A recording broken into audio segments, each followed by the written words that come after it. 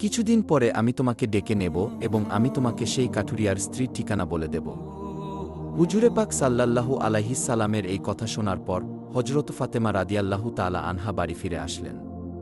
এরপর বেশ কিছুদিন অতিবাহিত হয়ে গেল। এর মধ্যে হঠাৎ একদিন হযরত ফাতেমা রাদিয়াল্লাহু তাআলা আনহা খুব অসুস্থ হয়ে পড়লেন।